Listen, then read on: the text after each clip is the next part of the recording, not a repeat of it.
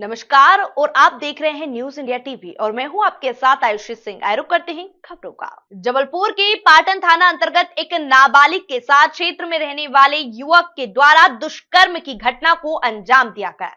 जहां नाबालिग बालिका की रिपोर्ट पर पुलिस ने मामला दर्ज करते हुए आरोपी को गिरफ्तार कर विभिन्न धाराओं के तहत मामला दर्ज किया है। अतिरिक्त पुलिस अधीक्षक सूर्यकांत शर्मा ने मामले की जानकारी देते हुए बताया कि बीती रात जब नाबालिग बालिका घर पर थी, वहीं उसके घर के पीछे का दरवाजा खुला हुआ था। जैसे ही नाबालिग दरवाजा बंद करने गई, आरोपी गोलू चरण ने बालिका का मुंह दबाकर अंधेरे का फायदा उठाकर दुष्कर्म की घटना को अंजाम दिया। वहीं आरोपी को गिरफ्तार कर मामला दर्ज कर अग्रिम कार्यवाही की जा रही है।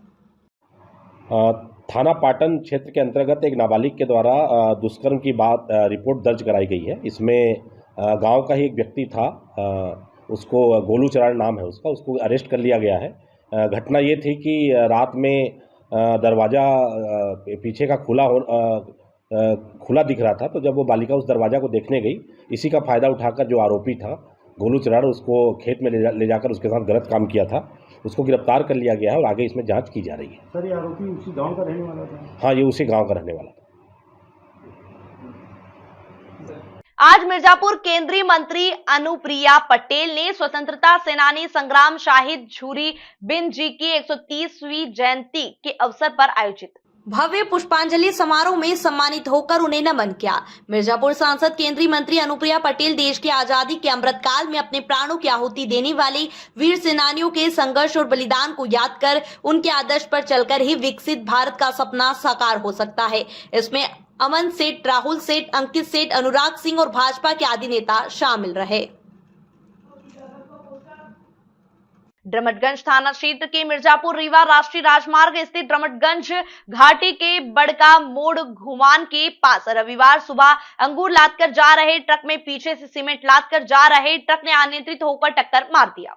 घटना में दोनों वाहनों के चालक बाल बाल बच गए। नासिक से अंगूर लादकर बलिया जा रहा ट्रक सुबह करीब 6 बजे जैसे ही ड्रमटगंज घाटी के बड़का मोड़ घुमान से 300 मीटर पहले पहुंचा, तो पीछे से तेज गति से सीमेंट लादकर मिर्जापुर की ओर ट्रक से अनियंत्रित होकर टक्कर मार दिया। सीमेंट लादकर जा रहे ट्रक चालक जितेंद्र केवट निवासी सतना ट्रक से नीचे कूद गए। सीमेंट लदे ट्रक का अगला हिस्सा क्षतिग्रस्त हो गया। वहीं अंगूर लदे ट्रक का पीछे का हिस्सा क्षतिग्रस्त हो गया और करीब 20 पेटी अंगूर नष्ट हो गए। सूचना पर पहुंचे उप निरीक्षक अखिलेश यादव ने घटना की जांच पड़ताल की।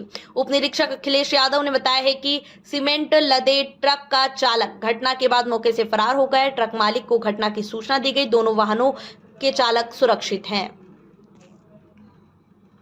हरिया स्थानीय थाना क्षेत्र के सरहरा गांव के एक व्यक्ति की बाइक के धक्का से इलाज के दौरान वाराणसी में मौत के बाद मृतक के पुत्र की तहरीर पर बाइक चालक के विरुद्ध सोमवार को पुलिस ने मुकदमा दर्ज कर जांच पड़ताल में जुट गई है। थाना क्षेत्र के सरहरा गांव निवासी प्रभु नारायण ने दी गई तहरीर में कहा कि सोठिया तिराहे से हमारे 65 वर्षीय पिता राम श्रृंगार आ रहे थे कि 13 फरवरी को थाना क्षेत्र के बेदूर गांव निवासी मोनू वर्मा लापरवाही पूर्ण तेज गति से बाइक से धक्का मारते हुए भाग गए। पिता का वाराणसी ट्रॉमा सेंटर में इलाज के दौरान 14 फरवरी को मौत हो गई, जिस पर बाइक चालक के विरुद्ध मुकदमा दर्ज कराया गया है। इस संबंध में प्रभारी निरीक्षक वीरेंद्र सिंह ने बताया कि इलाज के दौरान बाइक के धक्का से हुई मौत के बाद मृतक के पुत्र की तहरीर पर बाइक चालक के विरुद्ध मुकदमा दर्ज कर जांच पड़ताल की जा रही है।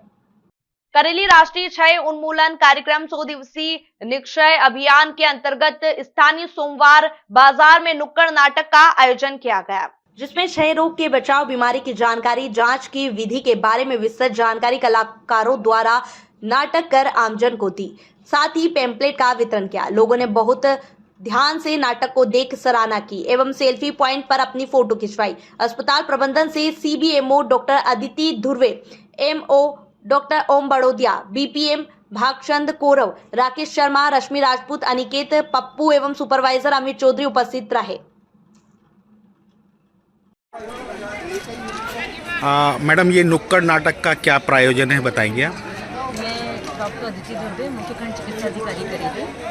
ये 100 डेज क्षय शिविर जो अभियान चल रहा है टीबी मुक्त भारत के अंतर्गत, उसके तहत हमने नुक्कड़ नाटक का प्रायोजन करवाया था, जिसमें हमने जो भी हमारे जन जागरूकता का जो हमारा कार्यक्रम है, उसमें हमने एक संस्था के कुछ सदस्यों के माध्यम से एक नुक्कड़ नाटक का आयोजन किया, जिसमें कि वो ज़्यादा से ज़्यादा जानकारी और जन जागरूकता की जो जानकारी है वो हम लोगों तक पहुँचा सकें।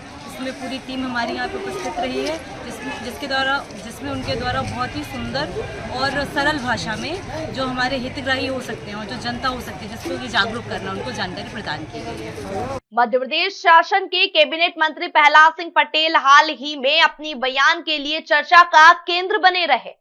उन्होंने एक कार्यक्रम के दौरान जनता के लिए भिखारी शब्द का प्रयोग किया था, जिस पर कांग्रेस नेता जीतू पटवारी ने भी उन पर पलटवार किया था। मामले में अब कैबिनेट मंत्री प्रहलाद पटेल ने अपनी सफाई पेश की है। उन्होंने कहा कि जिस तरह से उनके बयान को पेश किया गया है वहां गलत है। उन्होंने जनता के लिए शब्द इस्तेमाल नहीं किया, बल्कि एक समाज विशेष का कार्यक्रम था जिसमें उन्होंने यहाँ बात कही थी। उस कार्यक्रम में कांग्रेस के नेता भी मौजूद थे। जीतू पटवारी को किसी भी बात को सोच समझ कर बोलना चाहिए और उन्हें कैबिनेट मंत्री से इस मामले में माफी मांगनी चाहिए। जबलपुर में प्रेस वार्ता के दौरान कैबिनेट मंत्री ने अपनी सफाई दी और उनका कहना है कि लोगों को उनका पूरा भाषण सुनना चाहिए, उसके बाद पूरी स्थिति स्पष्ट हो जाएगी।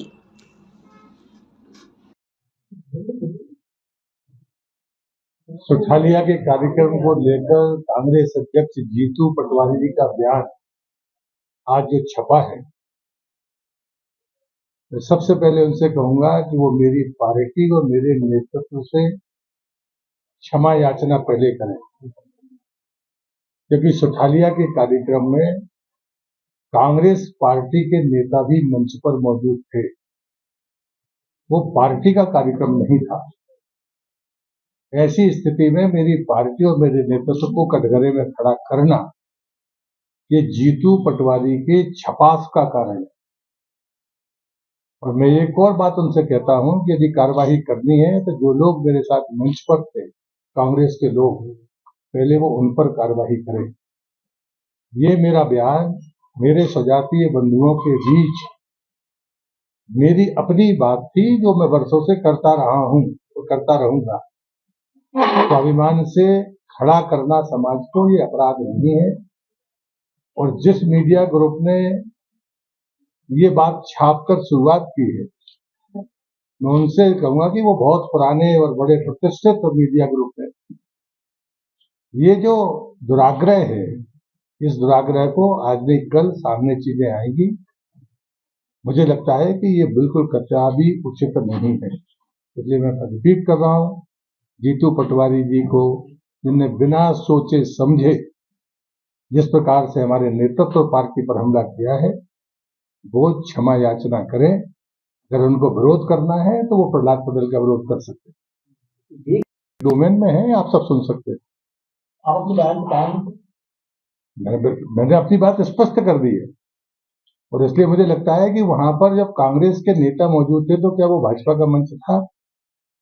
ये जानकारी लिए बगैर कोई मीडिया ग्रुप छापे या कांग्रेस का प्रदेश का अध्यक्ष उस पर टिप्पणी करे, और इसलिए मैं कह रहा हूं कि उनको माफी मांगनी पड़ेगी। क्या मनसा किया जनता को भीख नहीं मांगनी चाहिए सरकार को, तो आपका उद्देश्य नहीं, मुझे लगता है कि मैं आपसे फिर कहूंगा कि पूरा भाषण पब्लिक डोमेन में है, आप उसको सुनिए तो ठीक रहेगा। नहीं, ये क्या सामाजिक मंच था? क्या आपका ये सामाजिक मंच था? सामाजिक एक समाज के लिए आपने बात की थी। मुझे लगता है कि पूरा भाषण आप भी सुन लो। रानी औधी भाई जिससे आप चर्चा करें कि दिव्यांगों के वो पूरी तरह से सामाजिक कार्यक्रम था। और दूसरी बात ये होती कि पार्टी के कार्यक्रम में कांग्रेस के नेता कैसे हो सकते हैं? अगर आपको ये जानकारी नहीं और आप प्रदेश के अध्यक्ष हैं और मेरी पार्टी और नेतृत्व को आप कटघरे में खड़ा कर रहे हैं, इसलिए उनको माफी मांगनी पड़ेगी। तो आपका आशय क्या कहिएगा कि क्या सुधार हो सकता है? जो आपका आशय था उसकी क्या? नहीं, उसमें कहीं जनता के खिलाफ बोलने का सवाल ही नहीं पैदा होता। जी, आपने कहा था कि जब मुझे लगता है आप पूरा भाषण सुनिए तो रास्ता नहीं। सामाजिक रूप से आपको दबाव आता है क्या कार्य करने के लिए कि आप ऐसा कार्य कीजिए, या सामाजिक लोग आपके पास इकट्ठा होते हैं? समाज नहीं, बिल्कुल कतई नहीं। जो आपने बयान दिया मुझे लगता है भाषण से संदेश जाता ही नहीं है, इसको इंटरप्रेट किया जा रहा है। सर, दूसरा आपके विभाग को गर्मी आने वाली